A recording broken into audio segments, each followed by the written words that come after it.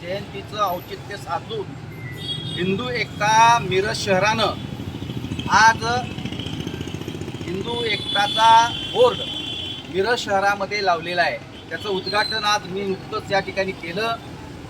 या निमित्तानं मला सांगायचं आहे की 1980 साली वर्ण जाती विसरून जाऊ हिंदू सारे एक होऊ, राष्ट्रहितासाठी समान नागरी कायदा झाला पाहिजे, काश्मीरमधील 370 कलम रद्द झालं पाहिजे आणि अयोध्येमध्ये श्री प्रभू रामचंद्राचं मंदिर झालं पाहिजे.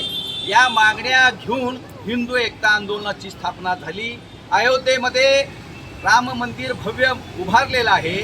त्याचबरोबर 370 कलम रद्द झालेला आहे. आता हिंदू एकता आंदोलनाच्या वतीनं आपण मागण्या करतोय की हा संपूर्ण देश घुसखोर मुक्त, रोहिंगे मुक्त, बांगलादेशी मुक्त, मुसलमान मुक्त देश केला पाहिजे. यासाठी घुसखोर मुक्त महाराष्ट्र करा, घुसखोर मुक्त देश करा. त्याचबरोबर मुस्लिमांच्यासाठी जनसंख्या नियंत्रण कायदा या ठिकाणी आणा. अशा मागण्या या ठिकाणी या भविष्य काळामध्ये हिंदू एकता आंदोलन करेल.